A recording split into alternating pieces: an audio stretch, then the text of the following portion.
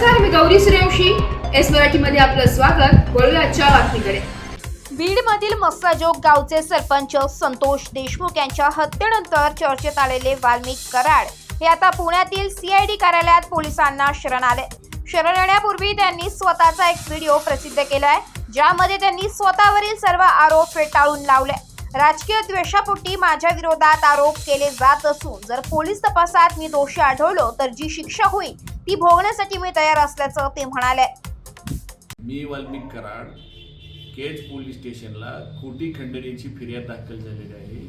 मला अटकपूर्वचा अधिकार असताना मी CID ऑफिस पुणे पाषाण रोड इथं सिलेंडर होत आहे. संतोष भैया देशमुखांचे जे कोणी मारेकरी असतील त्यांना अटक करावी व त्यांना फाशीची शिक्षा द्यावी. राजकीय दोषापोटी माझं नाव त्याच्याशी जोडलं जात आहे. पोलीस तपासात जे निष्कर्ष निघाले, मी जर दोषी दिसलो तर न्यायदेवताने मला जे शिक्षा देईल ती मी भोगायला तयार आहे. एस मराठी न्यूज साठी प्रतिनिधी किशोर किरवे, बीड.